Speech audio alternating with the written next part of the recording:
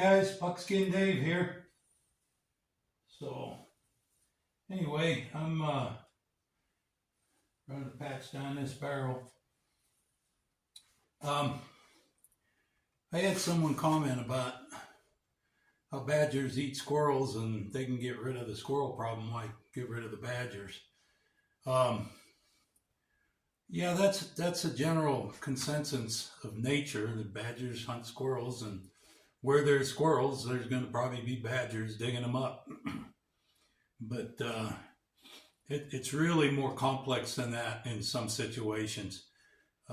This is a very big chunk of land, and it has not had any type of control work on squirrels, badgers, or anything for a lot of years. And there's a lot of squirrels there. 100 badgers couldn't eat all the squirrels that are in that field. The idea is to reduce both populations to where a guy doesn't have kidney failure bouncing his machines over all the holes and tunnels and mounds of dirt they dig. Anyway, it's kind of a necessary deal for this here, and so I hope you guys understand that. Anyway, I'm going to finish cleaning this up. In the meantime, grab a cup of coffee. Sara has been spending the last couple of weeks building a saddle and learning from a guy to build saddles. And I visited with her. I went into town to get groceries, and I went over to his shop and I visited with him. So grab a cup of coffee. I'll finish doing this and check out the little quick video over there, and then I'll be back with you. And I wanted to show you a little bit on how I'm trying to combat my water problem, and I'll show you what I've been experimenting with and how well it's working. So, and we're going to have time to do a little shooting too before the video is over. So stick with me, keep the coffee hot, and I'll... So Sara's been working on a saddle. She's almost done with it. You can tell it's hers because it has her maker's mark.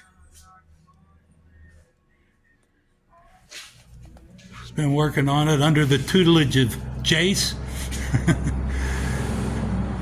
who's smells real good in here. It smells like glue. Anyway, we'll show you a picture of it when it's done. Well, here comes that wind, which usually, whenever I try to do something. This is the experimental part of the stage. There's a piece of roofing here that's, I don't know, 6 by, 15 feet. And I have a sidewalk here, so I kind of have this overflow into my drain system. But what I've been doing is, we don't get a lot of rain here. Like, we don't have consistent rain like every couple of days, like Florida or something.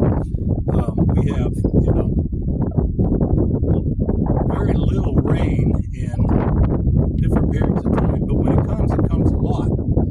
So collecting it isn't as big a problem as storing it. I've got a 300-gallon tank that is going to go under here for the next rainstorm that comes up. And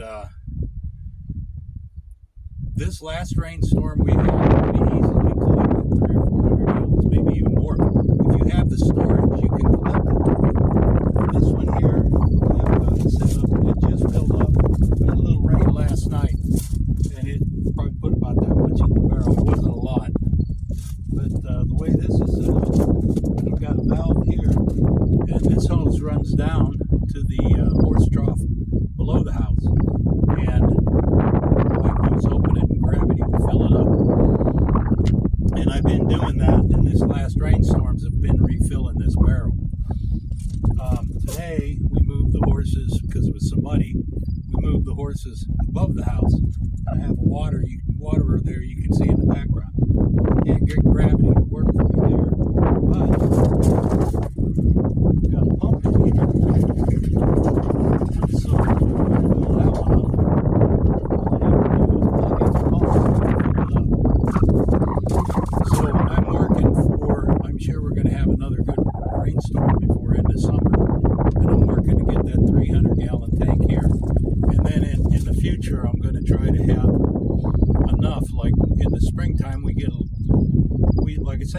rain consistently.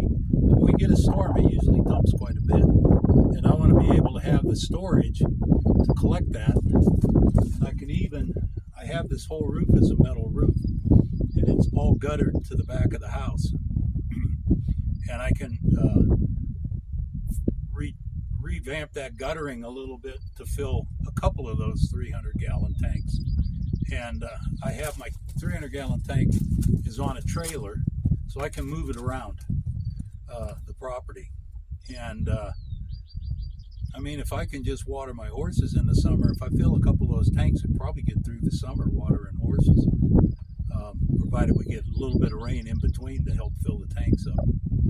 And anyway, I'm experimenting on it, and my experiment shows me if you have enough storage, you can definitely put up enough water, even with infrequent rain, to do the trick.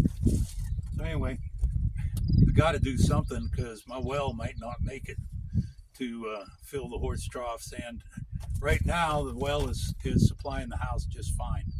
If I don't fill up the horse troughs once a day, or once every couple of days, whatever it takes, I don't have to worry about the house right now. So until maybe this drought kind of cures itself, there's not a lot of snow up there in the mountains this year, but who knows? El Nino might drop a bunch of it on us this year, hopefully, and it'll help with my well. So that's what I'm doing now. Like I say, it's just I've been experimenting, and so this is where I'm at so far. So anyway, enough bad news. Let's shoot some guns before it gets too windy. Anyway, I think I'll shoot the Gemmer first, and it's July 1st, or July what, 1st? 2nd, whatever. It's July, or yeah, it's July. Man, you know, being retired, you kind of lose track of stuff. Anyway, another month, our first elk season will start. So I'm going to try to spend as much time with a couple guns that I'm going to work with this year. Just doing some offhand shooting and getting to where I know where it's going to hit. So anyway, that's what I'm going to do today. Just a few shots every day, and warm up your coffee, and I hope you can join me. Okay, I'm going to shoot the Gemmer. 425 grain gas check bullet, and this is a duplex load, and with 1F Blackpowder, and it's GoX.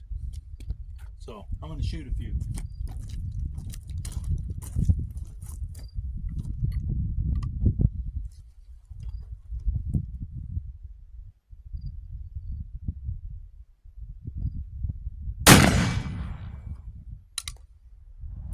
Nice hit.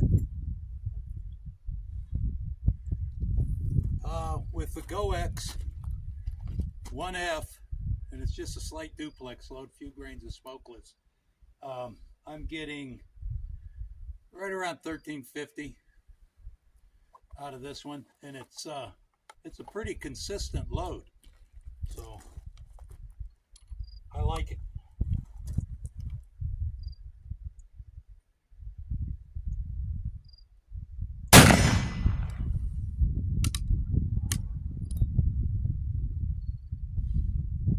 That was dead center. Now the horses are at the top of the hill. Gives me a chance to piss them off too. They're far enough on the hill, it doesn't really bother them too much.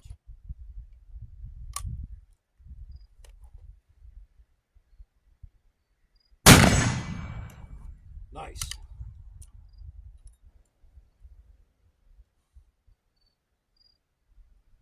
This Gemmer has a sweet trigger on it. Well, I'm gonna shoot a few more rounds to continue my practice, and the wind's gonna kick up on us anyway. That's all I got for you this time. I'll keep you updated on how my water system intel is gathering, and stop in when you can and have a cup of coffee. Buckskin Dave saying, see you later. Have a great day.